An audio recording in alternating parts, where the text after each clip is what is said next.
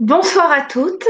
Alors aujourd'hui, nous recevons une maman, pas comme les autres, euh, qui est une maman qui ne fait pas partie directement du monde médical et qui ne fait pas partie du monde de la thérapie, mais qui a largement baigné dedans puisqu'elle y est arrivée non pas par les voies académiques traditionnelles, mais de par sa propre expérience de vie.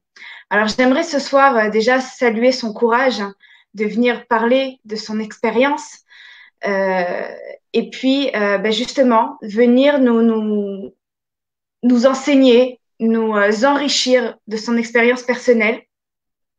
Sarah, bonsoir. Bonsoir Cécile, bonsoir à toutes. Voilà, ça me fait tout Pour moi bizarre aussi. de te recevoir ce soir.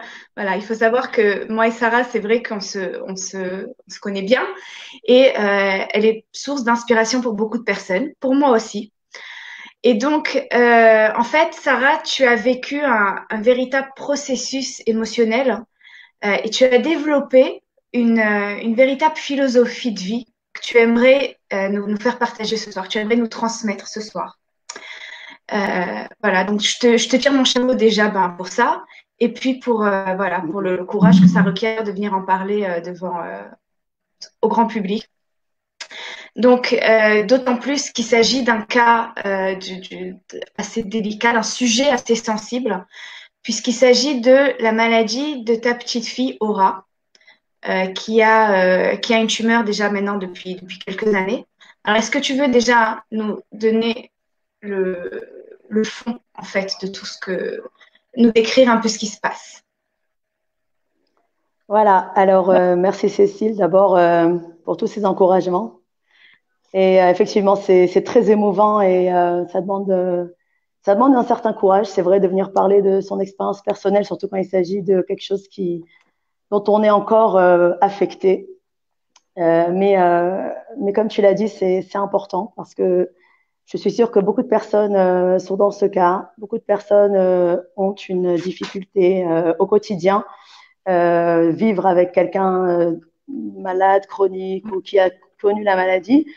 Et parfois, on n'ose pas en parler ou on pense être incompris ou on se sent souvent un petit peu, voilà, qu'on n'a pas forcément le public adéquat pour comprendre ce par quoi on passe. Et donc, ce soir, je voulais un petit peu relever le défi et en parler. Alors, je vais Donc, vous expliquer merci un peu. beaucoup. Merci pour elle. Merci pour les femmes. Merci pour nous. Voilà.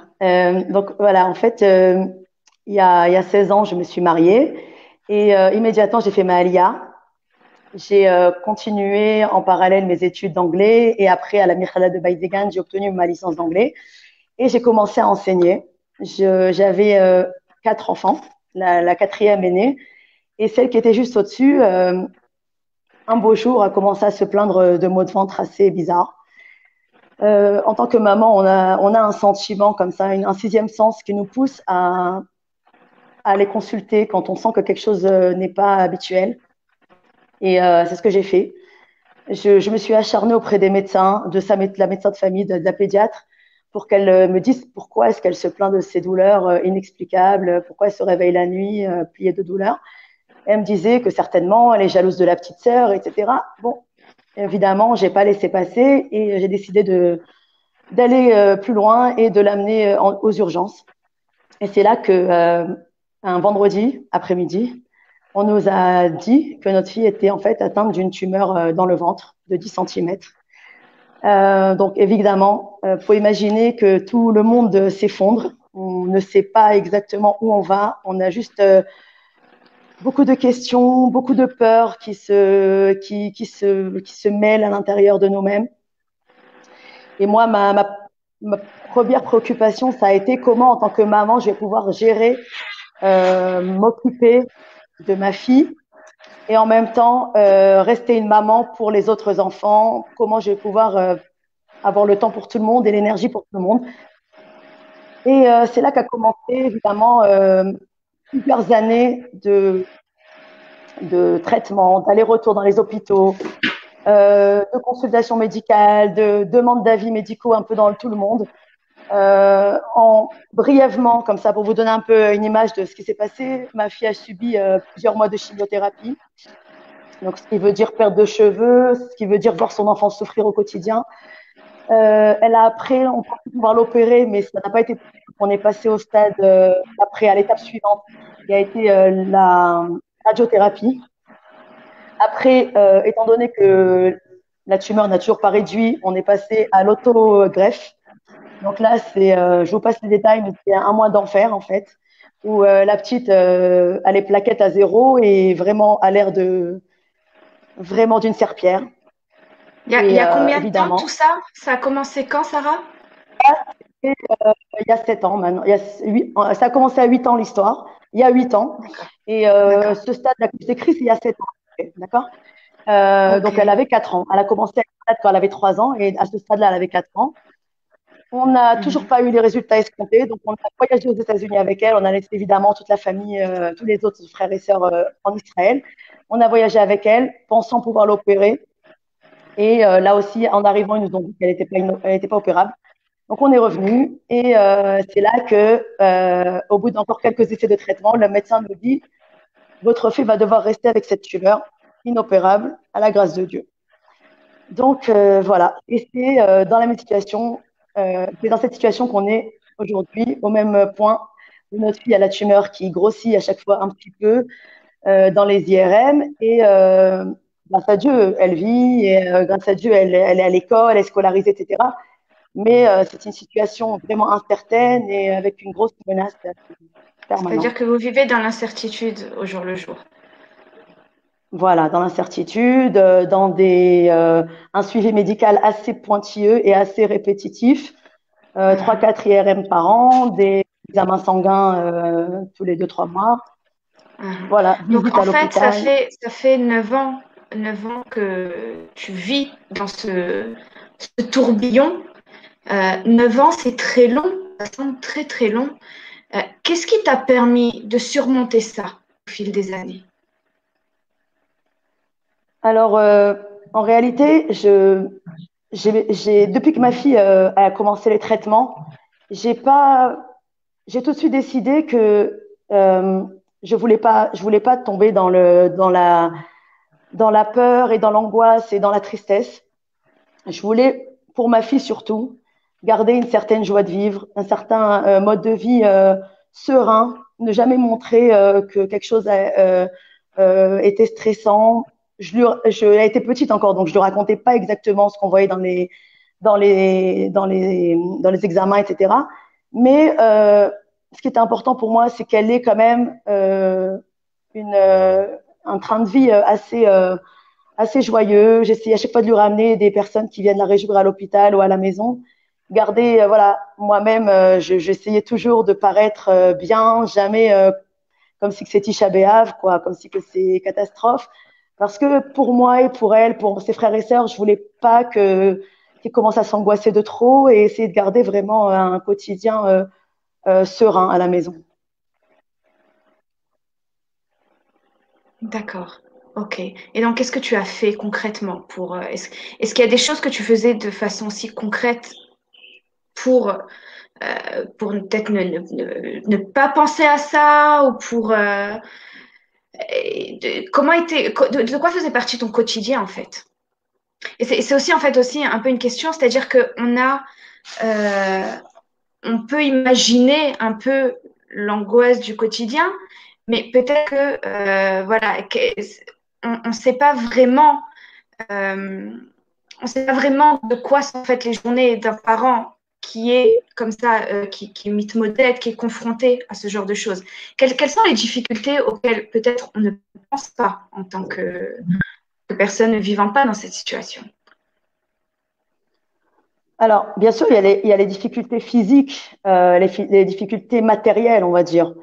Euh, Manque de temps, la course maison-hôpital, hôpital-maison, etc. Donc, en fait, le manque de disponibilité pour les autres enfants, le manque de disponibilité pour s'occuper de la maison, pour faire tourner la maison, la fatigue, évidemment, on dort pas beaucoup. Le couple se croise, on fait les gardes alternées, donc on se croise, donc on se voit pas beaucoup, on n'a pas vraiment le temps d'échanger. Les enfants aussi, c'est plus leur dire t'as fait ci, t'as fait ça, les déposer à droite, à gauche. il y a pas vraiment le temps d'être avec eux, d'échanger de vrais échanges. Mais moi, je pense que ce qui a été le plus difficile pour moi, et je pense que les personnes qui passent ce genre de difficultés seront d'accord avec moi, ce qui a été difficile, c'est parfois de sentir qu'on n'a pas vraiment avec qui partager nos émotions, ce qu'on ressent.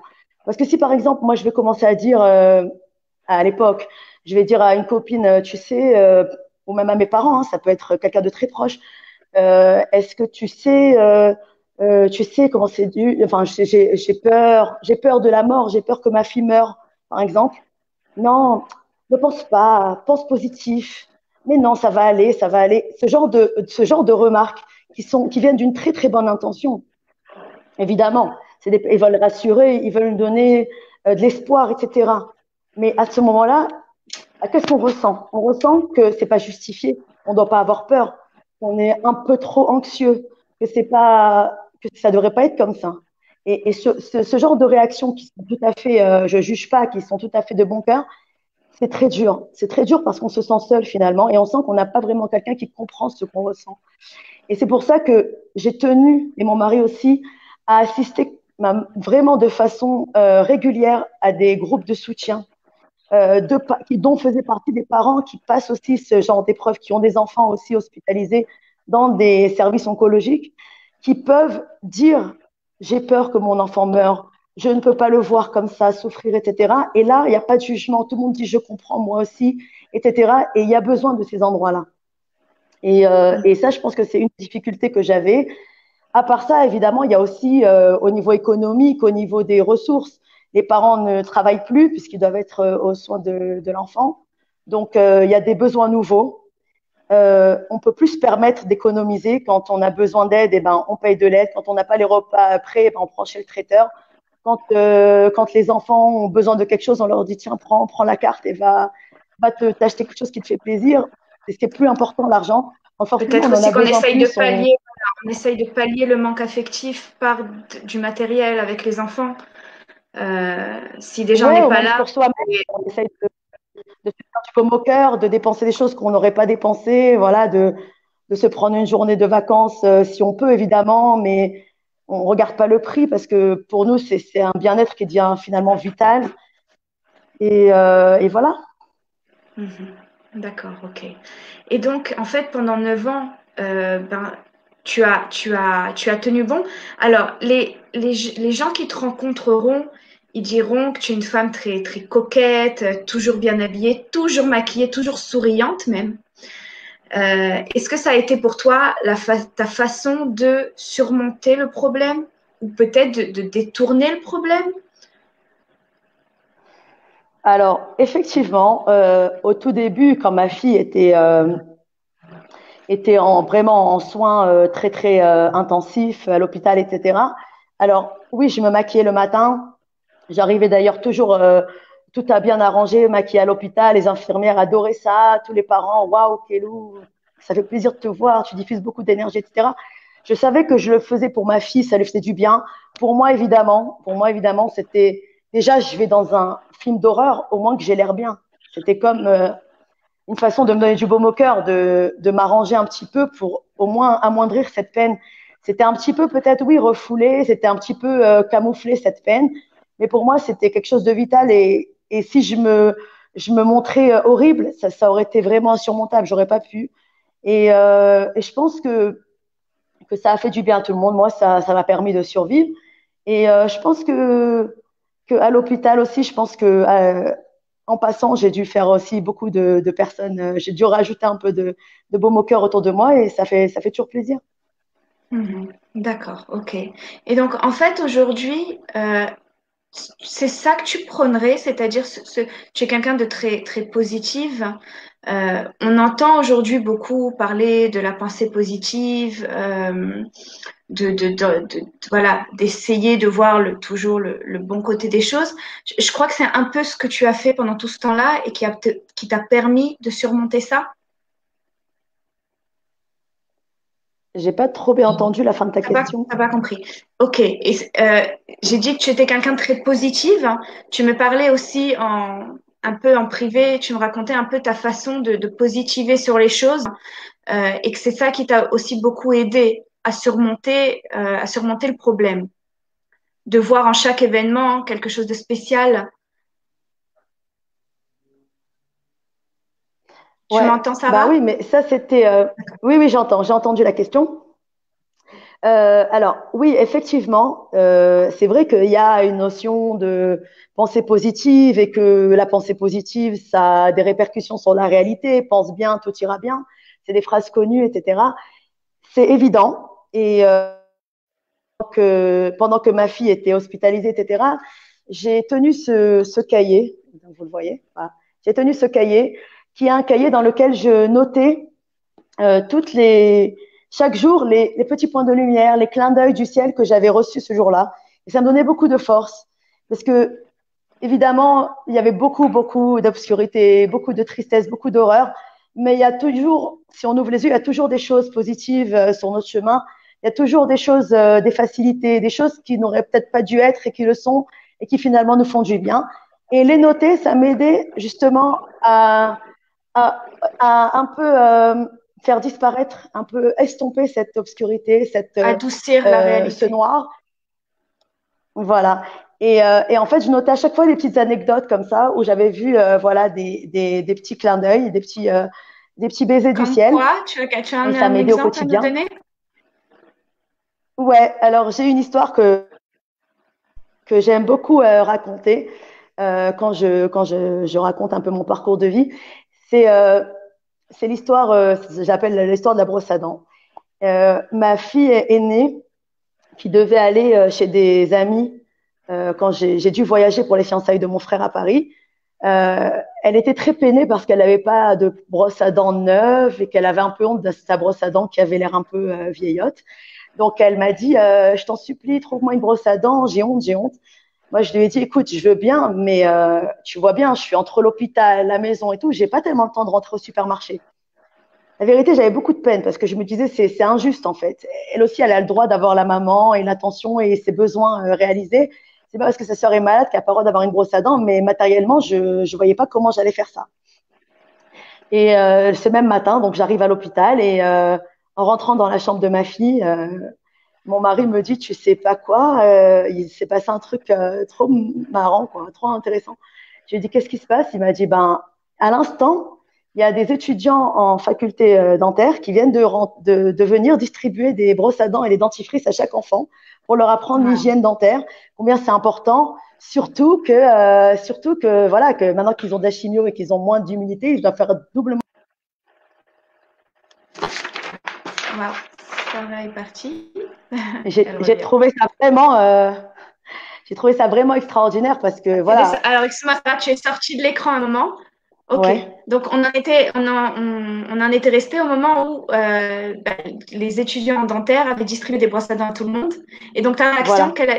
qu'est-ce qu'elle a été? Voilà. Donc, moi, j'ai trouvé ça extraordinaire parce que ce jour-là, spécifiquement, où ma fille avait besoin d'une brosse à dents, bah, la brosse à dents, elle m'est tombée du ciel, quoi. C'est le cas de le dire. Il n'y a pas d'autre mot, quoi.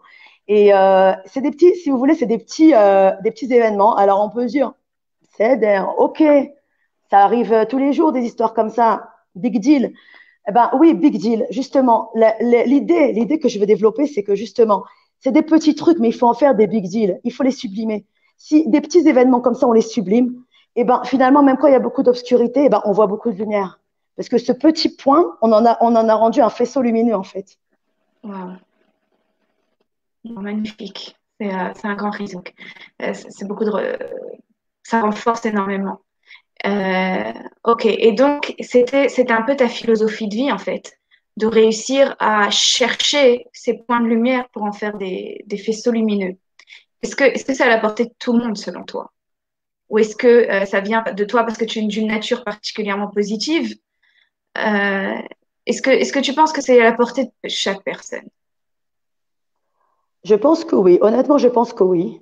Je pense que même si c'est pas une nature ou une éducation qu'on a reçue, je pense que ça se travaille d'abord. Et je pense que c'est pas très, très compliqué à voir qu'on a quand même beaucoup de bienfaits dans notre journée.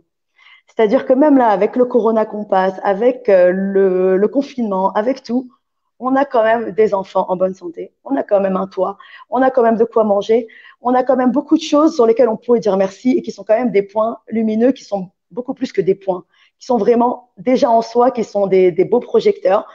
Il faut juste ouvrir les yeux, je pense, et essayer de les voir. Maintenant, peut-être il y a certainement des personnes qui ont vraiment du mal à le faire. Et je pense qu'il y a toujours de l'aide, on peut toujours trouver. Il y a beaucoup de thérapeutes, il y a beaucoup de gens qui peuvent aider. C'est pas ça qui manque. De nos jours, il y a beaucoup d'outils pour développer justement tous les émotions bloquées, voilà, tout ce genre de blocage émotionnel qu'on peut avoir. Et sincèrement, ça vaut le travail, ça vaut vraiment parce que finalement, on est toujours heureux en fait, parce qu'on a toujours de quoi être heureux. Ok, Et c'est-à-dire qu'en fait, tu nous dis que le bonheur, c'est un choix. C'est pas, il dépend pas des événements qui viennent, qui arrivent dans nos vies. C'est un choix personnel, quels que soient les événements. oui, je pense que les événements, en fait, la plupart de nos événements, ils ne dépendent pas de nous. D'accord? C'est des choses qui nous arrivent, que ce soit les événements ou d'ailleurs ce qu'on a reçu à la naissance ou des conditions familiales, la personne avec qui on est marié, les enfants qu'on a eus. Tout ça, c'est des choses qu'on a reçues, qui nous ont été données. Après, la question, c'est qu'est-ce qu'on en fait? Comment est-ce qu'on réagit face à ces événements et face à ces choses qu'on a? Est-ce qu'on décide de se morfondre, de faire la victime, d'être voilà, d'être un peu une victime de la situation, de la météo, de ce qu'on De vit? notre Ou réalité, bien est-ce ouais. qu'on décide voilà, de notre réalité? Ou bien est-ce qu'on décide de l'utiliser pour grandir? Est-ce qu'on décide finalement euh, de se rendre réceptacle de tout ce bien qu'on pourrait avoir, ou bien est-ce qu'on se morfond et on agrandit le trou du réceptacle qui est peut-être fêlé? D'accord, ok, waouh. Et alors, j'ai une question à te poser à ce propos-là. Euh, donc, j'entends que c'est beaucoup ta philosophie de voir le bien, de chercher le bien dans chaque chose. Est-ce que, de par ton expérience, tu penses qu'il faut toujours privilégier le fait de positiver surtout? Ou alors, parfois, on peut se permettre de se laisser aller. Est-ce que le fait de se laisser aller aussi parfois fait partie du processus de guérison, de ripouille, de healing, comme on dit, enfin, je ne sais pas comment on peut traduire ça en français, de réhabilitation? Je ne parle pas là de ta fille, je parle spécifiquement de toi, parce que toi aussi, tu as passé un De moi? processus très douloureux. Euh, est-ce qu'il y a un équilibre à mettre dans tout ça? Ou alors tu es pour la perspective de ne voir que du bien tout le temps? Non. Alors, j'étais comme ça, effectivement. J'étais comme ça. Et disons que la maladie de ma fille a amplifié cela. C'est-à-dire qu'avant, j'étais toujours dans le contrôle et dans toujours tout réussir, tout doit être positif, tout doit être parfait. On n'a pas le droit de tomber. Il faut être tout le temps superwoman dans tous les fronts. Et quand ma fille est tombée malade, alors ça a complètement exacerbé ce phénomène, puisque quand on doit se battre, ben, on est dans l'action, on n'est plus du tout dans les émotions, on se met une carapace émotionnelle, on n'a même plus, on ne doit pas s'écouter, parce que si on s'écoute, eh ben, on va tomber. Surtout ne pas tomber. Interdiction de tomber, c'est une grande menace, une grande peur, un grand danger.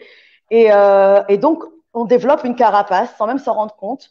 Et on devient imperméable à toutes les émotions. Alors, quand on se met une carapace, notre âme ne fait pas la différence entre les émotions positives ou négatives. C'est-à-dire que si je me mets une carapace, alors c'est pas que je vais pas ressentir ce qui ne va pas, ce qui est douloureux, ce qui fait de la peine. Même ce qui est joyeux, je vais pas le ressentir.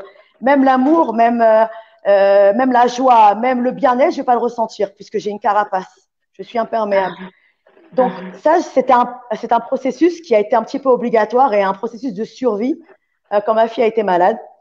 C'est-à-dire un Mais quand après, système de protection. Pour te protéger, voilà, système de tu as protection, dû voilà, faire preuve de te mettre en mode automate, en fait. mode automate Au et niveau des émotions, bloquer un petit peu les émotions pour te permettre de continuer à faire ce que tu devais faire. voilà, pour être dans l'action. Ok. Et en réalité, quand ma fille justement a arrêté les traitements et que je me suis retrouvée à devoir reprendre une vie normale, au début, je me suis pas rendu compte que ça avait été néfaste pour moi. J'ai continué avec ce processus de ne pas écouter mes émotions jusqu'au jour où on se rend compte qu'on est des êtres humains et qu'on a des émotions et que les émotions, quand on en a et qu'on les refoule, elles s'évaporent pas dans l'air, elles restent enfouies à l'intérieur de nous et elles font des dommages sans qu'on s'en rende Ils font compte. des ravages. Et, font des ravages. Et moi, le ravage, il a été assez net puisque j'ai développé une tumeur ici dans l'hypophyse. Et j'ai dû me faire opérer, me l'enlever. Grâce à Dieu, ça n'a pas été malin et ça n'a pas fait plus de dommages que ça aurait pu être pire. Mais disons que ça m'a mis le haut là et ça m'a dit stop, Sarah, si tu t'arrêtes pas, tu vas développer des maladies, tu vas pas t'en sortir. Tu es en train de chuter, arrête-toi. Et Si vraiment, tu je t'arrêtes remercie. pas, à quoi? Si je m'arrête pas de bloquer mes émotions, si je laisse pas libre cours à mes émotions et je me permets pas de tomber et de m'écouter en fait, d'être à l'écoute de mon corps. Je suis fatiguée, j'ai peur, j'ai pas envie, j'ai pas envie. Et du coup, j'ai appris à faire ça. Depuis cet événement-là, je me suis arrêtée. J'ai continué. Vous m'avez vu, j'ai pas arrêté mes activités, mais en respectant mes besoins, en prenant le temps. Si je tombe, c'est pas grave. Si un jour j'ai pas envie, si un jour je suis triste, et ça m'arrive. Si un jour j'ai une crise et que j'ai peur et que j'ai envie de rien faire et que j'ai même pas les forces de couper une tomate, et c'est pas grave. Il n'y a pas de tomate. Si j'ai pas envie de me lever, les enfants vont se débrouiller. Et si la vaisselle, je l'ai pas faite, c'est pas grave. Pas obligé d'être tout parfait. Je suis là, j'existe. Je dois me respecter. Je Waouh. dois écouter. Ok. Ok. Alors, j'ai envie de te poser une autre question par rapport à ça. C'est vrai que je rencontre aussi dans le cours de mes activités, puisque moi aussi puisque je suis thérapeute, des gens qui avoir tendance à camoufler leurs émotions. Alors, ils en ont pas toujours conscience. Est-ce que toi, déjà pendant tout ce laps de temps où tu refoulais, est-ce que tu avais conscience de refouler? Ah non, pas du tout. Non, moi, T'avais j'étais pas sûre conscience. que c'était super, hein. Je me suis dit, c'est super, tout va bien. J'avais l'impression d'être Maintenant, une Wonder avec le Woman. recul, ouais, mais avec le recul, je me dis, mais c'est absurde. Comment j'ai pu aller dans ces couloirs horribles du département oncologique à l'hôpital, qui, de rien qu'on dit le mot, je suis sûre que toutes les personnes qui nous voient commencent déjà à trembler. C'est un mot qui fait peur, d'accord? Moi qui étais hypochondriaque de nature, hein, qui supportait pas, avait peur des maladies, je me dis comment j'ai pu aller toute pimpante, comme si de rien n'était dans ce couloir. C'est que vraiment, j'avais une carapace, je me rendais même pas compte de ce que je vivais en réalité. Et c'est Ah, maintenant, j'ai eu le post-trauma, et c'est maintenant que je réalise et que je repense à ce que j'ai vécu, c'est comme si on me mettait le film de quelqu'un devant les yeux, je me dis, waouh, je suis vraiment terrorisée. c'est-à-dire c'est aujourd'hui aussi que ça ressort. C'est aujourd'hui que ça Comment il ressort et s'exprime le post-trauma? c'est parfois des angoisses, des anxiétés. Euh, c'est comprendre en fait, comprendre que ma fille elle a une grande menace. C'est c'est plus apprécier le quotidien, vivre au quotidien, ne pas trop réfléchir au lendemain. Euh, Ce post-trauma, il s'exprime tout simplement, peut-être par plus de lucidité aussi, parce que je pense qu'avant j'étais en mode automate et maintenant j'ai un peu plus de recul. Donc même quand les médecins ils me disent quelque chose, je prends ça au deuxième ou au troisième degré et j'apprends à faire aussi à avoir mon analyse, à ne pas tout prendre à la lettre et ne pas écouter forcément tout ce qu'ils me disent. Écouter, réfléchir, faire ma propre analyse, mes propres recherches, être plus avec du recul en fait. D'accord.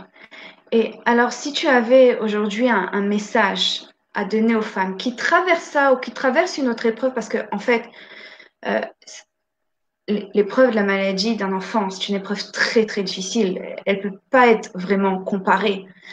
Euh, mais en soi, l'idée de l'épreuve, c'est comment tu peux aider, qu'est-ce que tu voudrais dire aux femmes qui traversent certaines épreuves par rapport à ton chemin de vie? Est-ce qu'il faut, oui, positiver? Est-ce qu'il faut s'écouter? Où on trouve l'équilibre de tout ça? Je pense qu'il faut, première étape, c'est d'abord accepter ce qu'on ressent. D'abord, faire le tri un peu dans les émotions. Parce que parfois, on n'est pas bien. Je sais pas, j'ai une angoisse, je me sens pas bien et tout, mais on ne sait pas, que mettre des mots. On ne sait pas exactement mettre des mots, définir ce qu'on ressent. Déjà, première chose, déjà, c'est s'auto-analyser, essayer de voir qu'est-ce qu'on ressent. Est-ce que c'est de la peur? Est-ce que c'est de la frustration? Est-ce que c'est de la honte? Est-ce que c'est c'est euh, c'est c'est euh, c'est une C'est de la peur angoisse. que les Il faut gens essayer nous de voient mal. voilà, C'est qu'est-ce ça, que c'est il paraît. cette sensation? Comment je la ressens? Comment ça s'exprime? Qu'est-ce Mhm. que ça me fait? Et ensuite, une fois qu'on a fait ce stade et qu'on a accepté, qu'on a fait la paix avec nos émotions, qu'on ne les a pas refoulées, qu'on leur a donné leur place, alors il y a le côté du mental, c'est-à-dire relativiser, c'est-à-dire essayer de voir le positif, essayer de ne pas sombrer en voyant ce qu'on a quand même, ce qui aurait pu être pire, euh, essayer de se remémorer les moments où aussi on n'était pas bien et que malgré tout on s'en est sorti. Tout ça, tout ce côté mental, ça c'est important, c'est sûr, il faut le faire, mais il faut d'abord que ça vienne après avoir fait avoir accepté et avoir légitimisé, voilà, chercher le mot, légitimiser ses émotions. Et je pense que même au niveau de nos enfants, en fait, moi, avec mes enfants, j'ai appris aussi à faire ça. C'est-à-dire que quand mes enfants, ils me disaient j'ai peur ou machin, on a reçu ça aussi dans notre enfance et je pense que beaucoup le font aussi. C'est mais non, il n'y a pas de quoi avoir peur, t'es grand, t'as pas peur, de quoi t'as peur? C'est les petits qui ont peur, t'es pas un bébé. Et en réalité, la première étape, c'est de dire ah bon, t'as peur? Ah oui, et qu'est-ce que tu ressens? Pourquoi tu as peur? Et une fois que l'enfant, on lui a dit ça, bah, je vous promets qu'il s'apaise déjà, il se sent déjà mieux. Après, je crois qu'il a même plus besoin de dire de quoi il a peur, parce que déjà, on l'a compris. Et nous, c'est pareil. Si on le fait avec nos enfants, on peut le faire pour nous aussi, en premier pour nous. Et on donne l'exemple à nos enfants que les émotions, c'est pas parce qu'on a peur qu'on est faiblard, qu'on n'est pas quelqu'un qu'on n'est pas quelqu'un de moral, de santé. Qu'on est faible. Alors oui, il y a la Ouais. Emouna, il faut croire en Dieu, il faut, bien sûr, c'est évident, mais ça, Vulnérabilité c'est n'est parce pas que égale ça, faiblesse. voilà. Et en plus, c'est pas, justement, si on sentait pas le besoin, ni la difficulté, ni la souffrance, on pourrait pas prier. Comment on va prier si on sent pas qu'on a mal? On n'a rien à demander. Donc, la douleur et la souffrance, elle est obligatoire pour pouvoir demander, pour pouvoir se rapprocher de Dieu. David Ameller aussi, il a écrit les psaumes. Le roi David a écrit les psaumes parce qu'il souffrait énormément. Et les psaumes, c'est quoi? C'est des louanges. Il ne peut pas louer Dieu il n'est pas en adéquation avec ses émotions, s'il n'est pas connecté avec ses émotions. Mhm. Ok, il a fait merde. Il a fait merde. Est-ce que toutes ces prises de conscience-là ont eu un impact sur d'autres domaines de ta vie? Euh, le fait de devoir peut-être parfois lâcher prise ou comment ça se répercute sur ta vie? Bah, déjà, j'ai appris avec mon expérience à, à, quand il y a une situation donnée, à ne pas essayer de voir que ça aurait pu être autrement. Je prends la situation, je dis, OK, la situation, elle est telle qu'elle. Qu'est-ce que je fais maintenant pour l'améliorer, pour la vivre de la meilleure manière? Parce que Ah, ça sert à rien, voilà, c'est prendre la situation et essayer de mettre en place des choses qui vont m'aider à vivre avec ces situations données. Parce qu'on est d'accord que mon couple, c'est pas le couple standard. Mes enfants, ils n'ont pas vécu la vie standard de tous les enfants. Voir leur sœur sans cheveux, faire les allers-retours à l'hôpital, c'est des enfants qui ont vécu dans des choses qu'à leur âge, on n'est pas censé vivre. Ma fille qui a été malade, n'en parlons même pas. Mon mari et moi, on a aussi partagé des choses qu'à 28, 29 ans, 30 ans, 36 ans comme aujourd'hui, on ne partage pas. Un jeune couple ne partage pas des hôpitaux et des discussions. Est-ce que tu penses que le traitement il est mieux? Est-ce que tu penses qu'elle va vivre? C'est des discussions comme ça. c'est ça, C'est des c'est discussions. que beaucoup. Mhm. C'est qu'en général, quand il nous tombe sur la tête ce genre de choses, peut-être que le premier réflexe, ça va être pourquoi ça m'arrive à moi? Un sentiment d'injustice. Je pense que beaucoup de personnes ont expérimenté ce sentiment de se dire, de voir qu'à côté c'est pas comme ça et de sentir comme ça comme un sentiment d'injustice. Pourquoi ça m'arrive à moi? Est-ce que tu es passé par là? Euh, Personnellement, je ne pense pas m'être posé cette question parce que j'ai compris pourquoi ça m'est arrivé à moi. Et, euh, et j'ai encore plus compris après, quand j'ai eu ma véritable prise de conscience d'arrêter de tout contrôler, etc. Je me suis dit, ça a été une leçon pour, euh, pour m'apprendre à mieux vivre, en fait, pour être mieux dans ma peau, pour mieux vivre, pour ne pas être tout le temps dans la recherche de perfection et dans la recherche de prouver que je suis capable, etc. juste dans l'être, quoi. Je fais ce que je dois faire à l'instant T, sans penser à hier ni à demain. C'est vivre au jour le jour et à me remplir de l'action du jour. Ne pas regretter ce que j'aurais pu faire, ne pas être déçu que j'ai pas fait, ne pas avoir peur de ce que je vais faire, vraiment vivre au jour le jour. Bien sûr que je planifie, bien sûr que je suis quelqu'un de très organisé, etc. Mais juste planifier, mais sans chercher forcément à ce que ça se passe absolument comme je le veux. Être dans le lâcher Être prise, en ouverte, fait. être ouverte à ce que ça ne se marche pas comme je le veux. Être ouverte à toutes les opportunités, être ouverte à toutes les possibilités. Et en fonction de ça, être tout le temps flexible et à réajuster en fonction de ce qui arrivera, en fait. Ah, ok, d'accord. C'est-à-dire qu'en fait, on choisit pas nos cartes, enfin, je dis sous-entends ça, on choisit pas nos cartes, mais on choisit la façon dont on va jouer. Qu'est-ce qu'on va faire de ces Voilà, cartes-là? moi je dis, il y a une belle phrase que j'avais entendue, c'est la vie, on ne peut pas la dessiner, mais peut-être qu'on peut la colorier. Ça veut dire Ah, ah, que ah. c'est toi qui ajoutes les couleurs à ta vie. Ça veut dire la vie, elle est ce qu'elle est. Maintenant, tu peux la gribouiller de noir ou tu peux essayer de mettre des gommettes, tu peux essayer de mettre un joli cadre, tu peux essayer d'en faire ce que tu veux. Ça dépend vraiment de toi parce que finalement, la personne qui en bénéficiera, ça sera toi. Mhm. Et vice-versa. Finalement, Et la vice-versa. personne qui souffrira, La ce sera première, ça aussi, sera nous. c'est nous. Nahon. Euh, Nahon. ok, wow, il a fait merde. Euh, ok, et donc tu as eu en fait tout un processus, ce que tu as tiré essentiellement comme leçon, on va dire, de tout ce processus-là, de cette série d'événements que tu as connus entre la maladie de ta fille et ta maladie à toi, enfin de la tumeur que tu as eue, c'est d'arriver à un lâcher-prise, d'arriver à lâcher le perfectionnisme. Alors, est-ce que lâcher prise, ça veut dire fatalité? Ça veut dire se résigner? Non, pas du tout. Non, fatalité, ça a une connotation de victime. Fatalité, ça veut dire je suis à plaindre, voilà, ça m'est arrivé, ça m'est tombé dessus, Il n'y a voilà, qu'à j'ai rien pu subir. faire, c'était mon sort, voilà, c'était mon sort et voilà. Euh, Moi, je dis le lâcher prise, c'est donner, euh, euh, ouvrir la porte aux opportunités, ouvrir la porte à d'autres éventualités. Mhm. Ne pas être Ok, dans le contrôle, mais être ouvert à d'autres idées créatives du bon Dieu, quoi. ok. C'est-à-dire en fait, ça, le lâcher prise pour toi génère de la créativité, en fait, selon ce que tu dis. Ouais, ouais. Ça veut dire, en D'accord. fait, c'est un conditionnement. C'est se conditionner à recevoir. Excuse-moi. C'est, ouais. Vas-y, je t'écoute. En fait, on n'est pas victime de son sort, mais plutôt on conditionne son sort. Ça veut dire que le sort qu'on doit avoir, finalement, il dépend beaucoup du conditionnement dans lequel on s'est mis. Beaucoup de personnes, ils ont, enfin, c'est connu comme idée qu'en fait, on a toutes des croyances. Ah,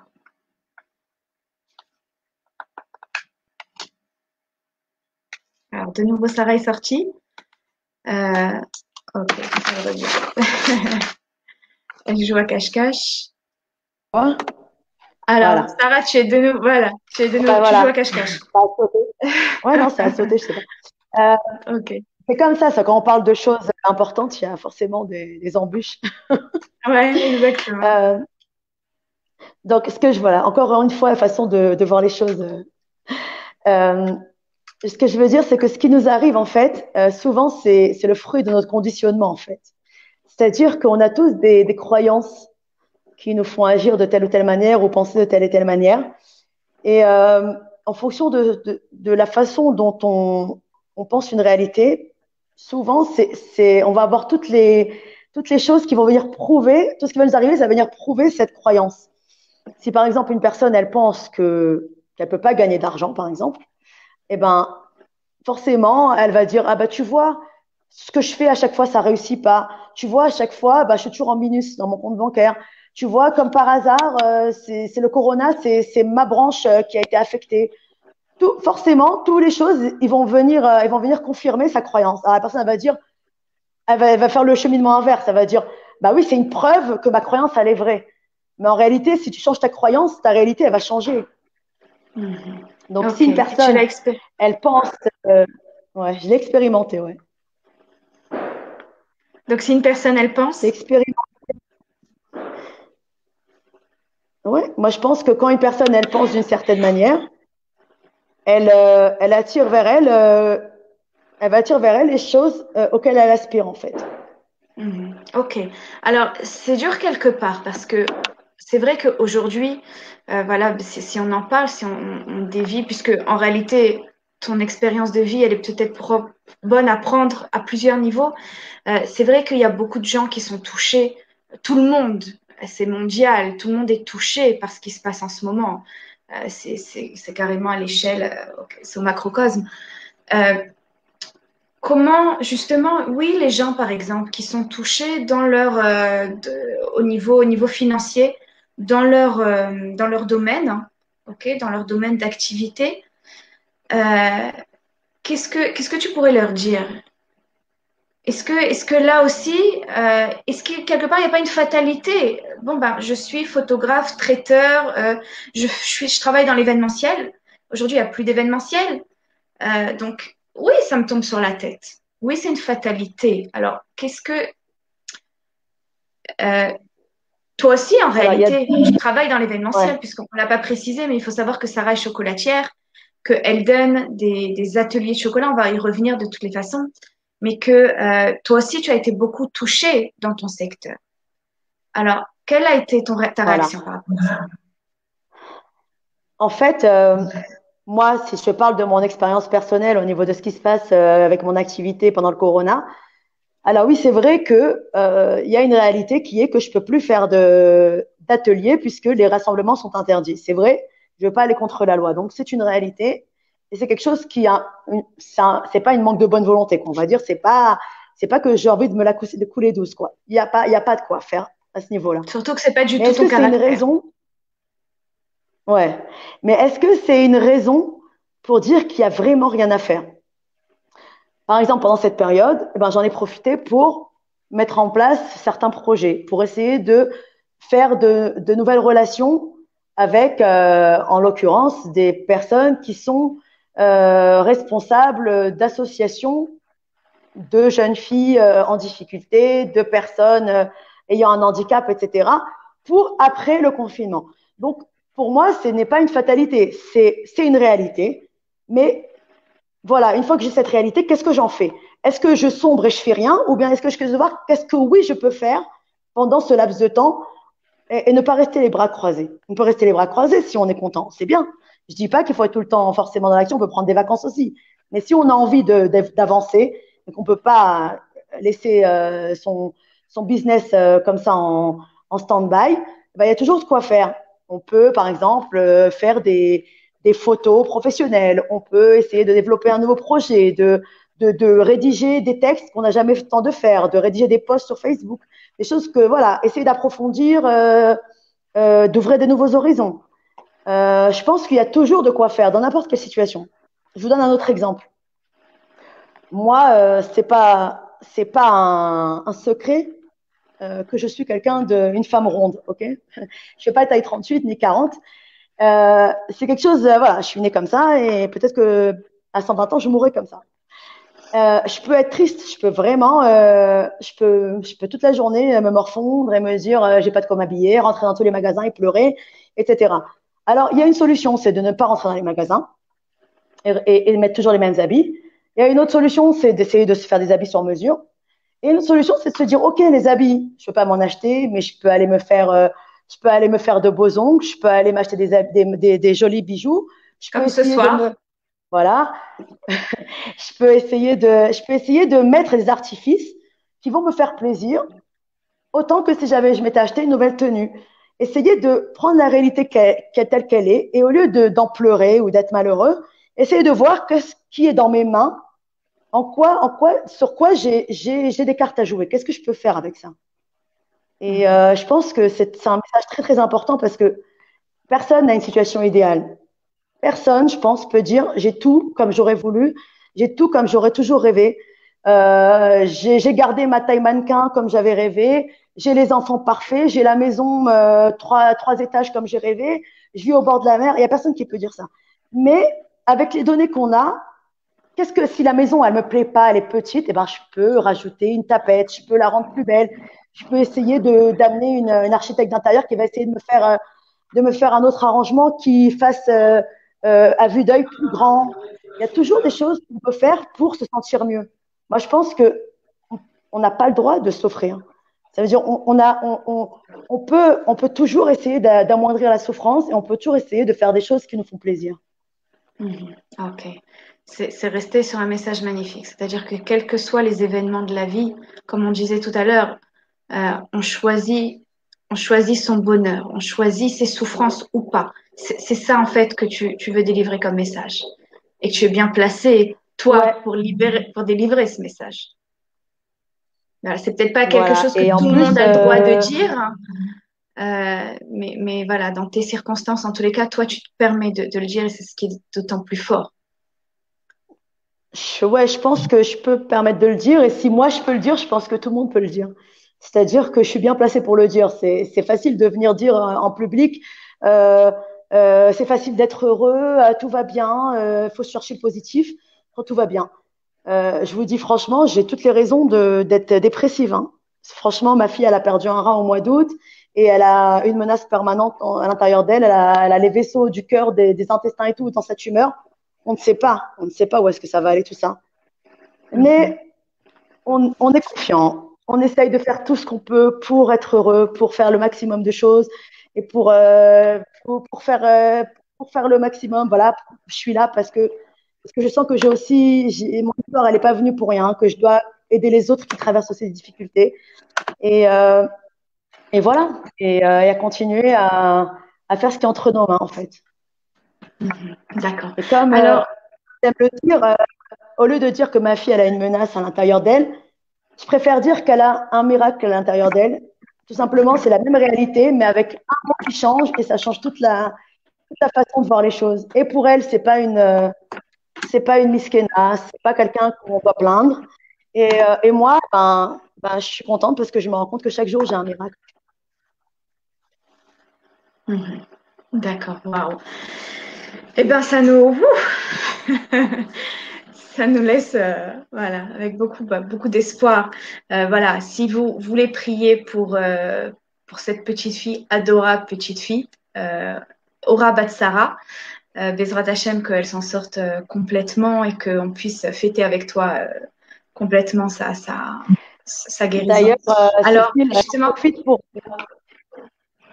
voilà, voulais je juste profiter voulais pour justement, euh, Mhm.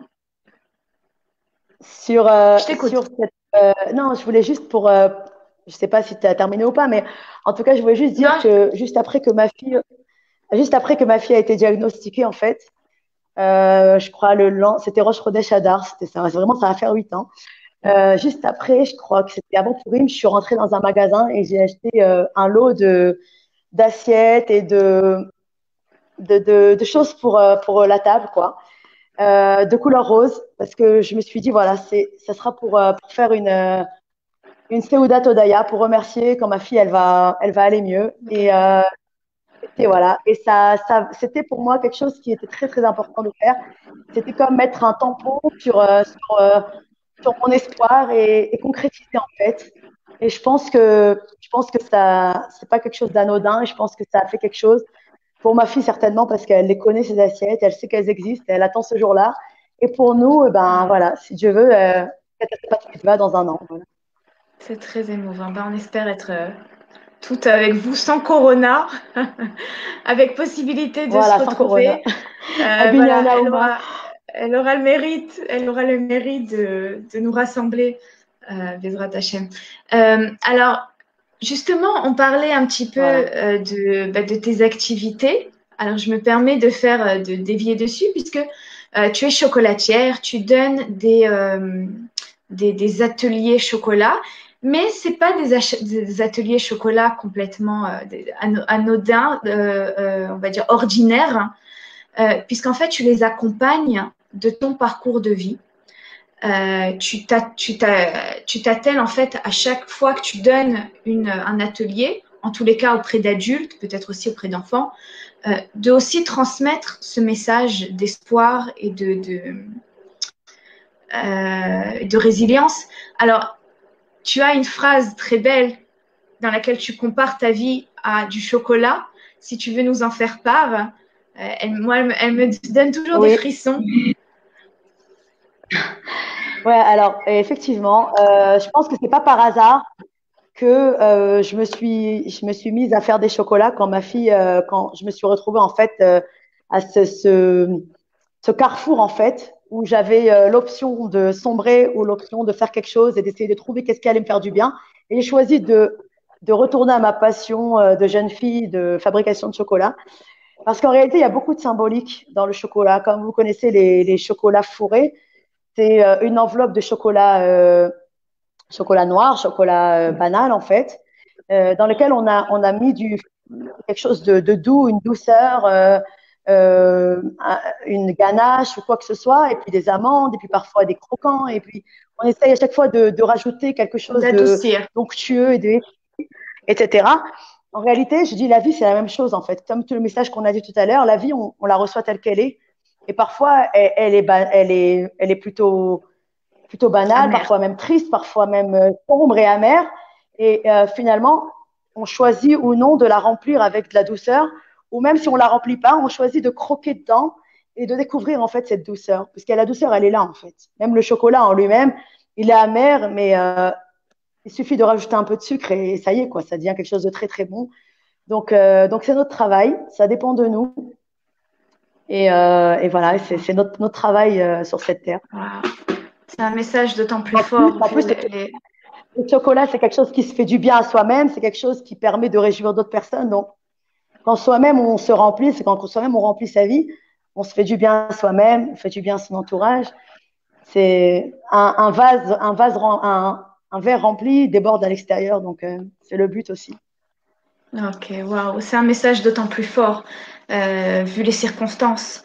Il y a beaucoup de mamans qui, toi aussi, moi aussi, on est un peu partout, on est un peu des millions dans le monde, de mamans qui voient un peu euh, la, la période s'éterniser sans voir la fin de tous ces séries de confinement et d'isolement et de maladies et de peur et d'enfants à la maison et à gérer avec le travail, avec plusieurs choses en même temps, avec les difficultés peut-être financières.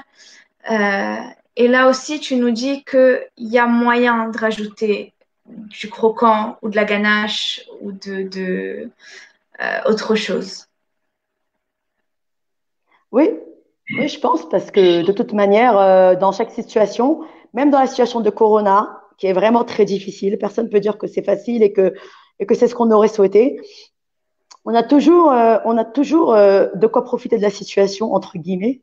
C'est-à-dire que voilà, les enfants à la maison, eh ben, c'est le moment de les connaître un peu mieux, de découvrir ce qu'ils aiment, de découvrir que finalement, ben, cet enfant, il sait chanter, cet enfant, il aime dessiner, il dessine parfaitement bien, chose qu'on n'a jamais vue, puisque quand l'enfant il revient à 4-5 heures et qu'il va se coucher à 9 heures et que nous, on leur dit fais ta douche, viens manger, etc., on n'a pas le temps de découvrir qui ils sont. Et c'est une occasion, voilà, justement, de les découvrir. Voilà, si on veut, on demande que la situation, c'est comme les épreuves, on ne demande pas qu'ils soient là, on demande qu'ils s'arrêtent. Mais si déjà elles sont là, alors autant en prendre ce qu'il y a de positif, essayer d'en sortir le maximum pour grandir de ça.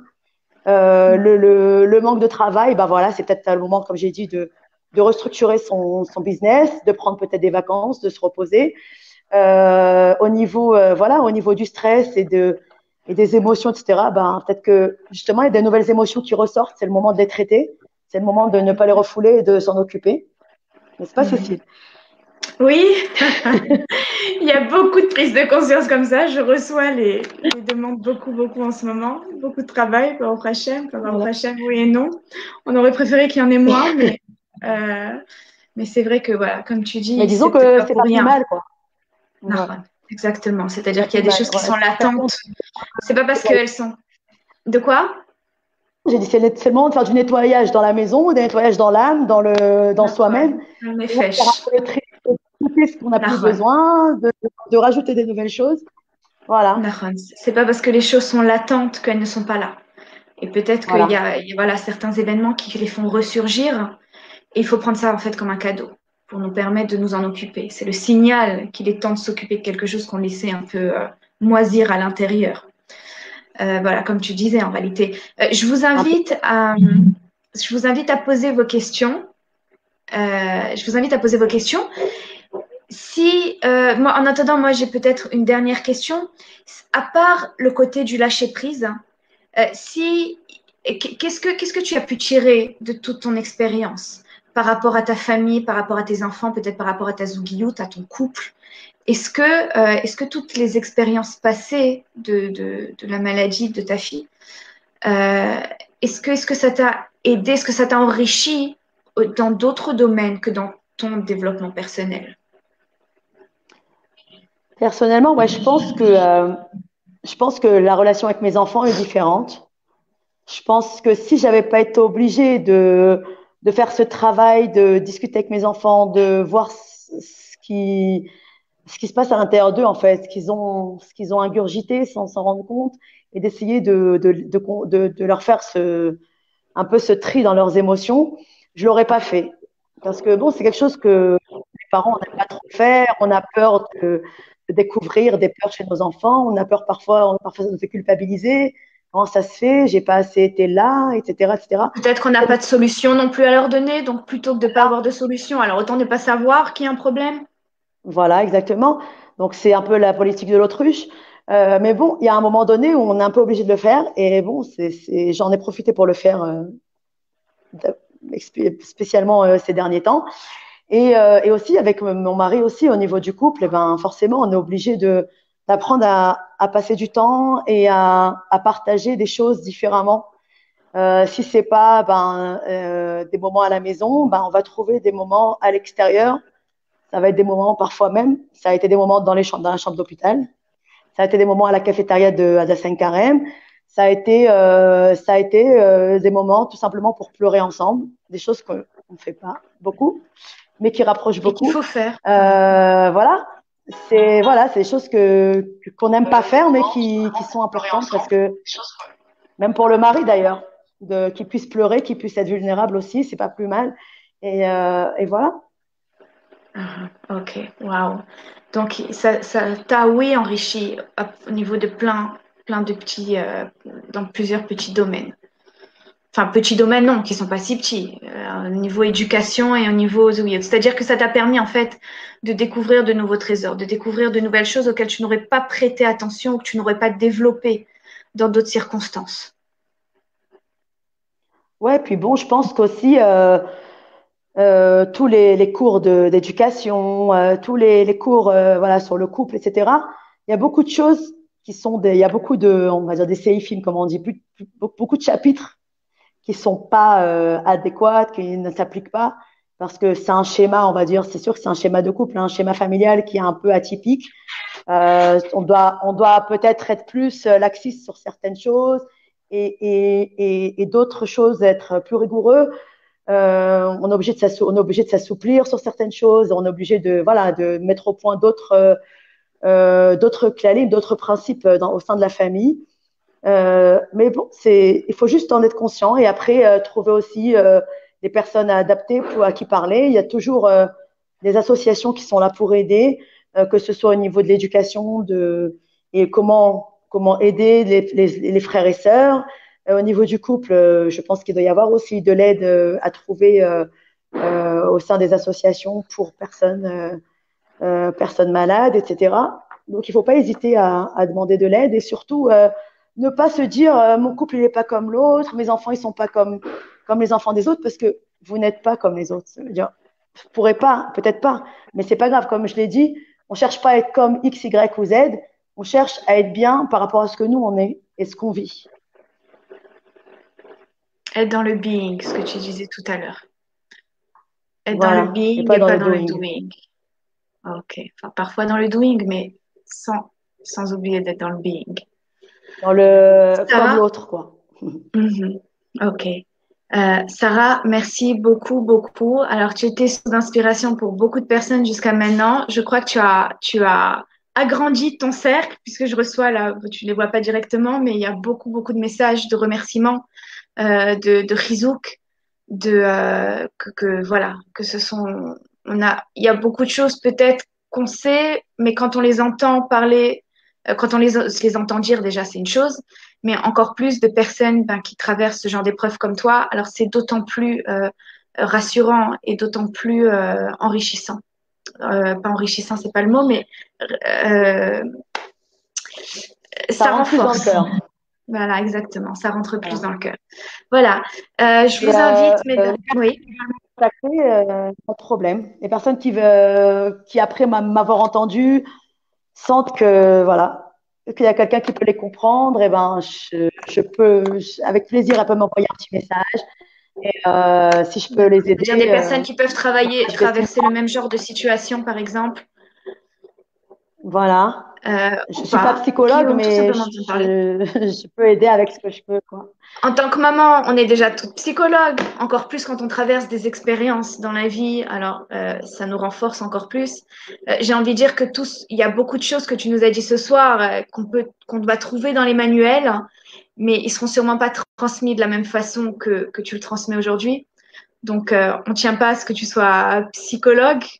Je pense que c'est bien plus fort venant d'une maman et voilà, comme je t'ai appelé là, d'une maman guerrière et puis d'une maman surtout humaine. Je crois que c'est surtout ça le point. Voilà. D'accord. Voilà. Donc, je vous invite ben, déjà à prier pour cette petite fille qui s'appelle Aura, Aura Batsara. Voilà, on est déjà des milliers à prier pour elle et on va continuer. Et puis, ben, si vous voulez prendre contact avec Sarah, euh, pour n'importe quoi. Il faut savoir que Sarah a plein d'activités, à part le fait voilà, à part d'être une maman guerrière, à part d'être une chocolatière. Sarah anime aussi des groupes de femmes, d'entrepreneuses en Israël, d'entrepreneuses francophones, qu'elle coach Avec aussi Cécile. énormément, avec Cécile, avec moi.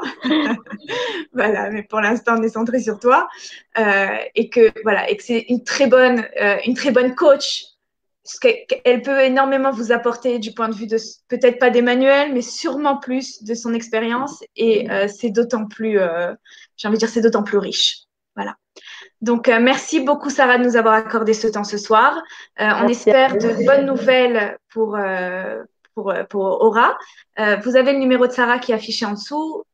972 si vous allez vous appeler en dehors d'Israël. Sinon, c'est le 054 59 60 876. Voilà, par WhatsApp, ou vous pouvez la trouver sur Facebook. Je vous invite aussi à aller voir sa page Facebook. Il y a toujours des articles qui euh, Mechaskim, j'ai du mal à trouver, qui renforcent en tous les cas beaucoup d'inspiration que Sarah écrit D'inspiration. sur plein de choses de la vie. Et voilà, et c'est Et toujours sur mes très, très statuts aussi. intéressant. Voilà, sur les statuts de WhatsApp, vous pouvez la rentrer directement dans vos contacts. Comme ça, vous pourrez suivre ses statuts et sur sa page Facebook. Voilà. Merci à tous d'avoir participé. Je vous souhaite à tous une excellente soirée, une bonne semaine et on se retrouve la semaine prochaine pour une autre interview. Bye bye tout le monde. Merci, à bientôt.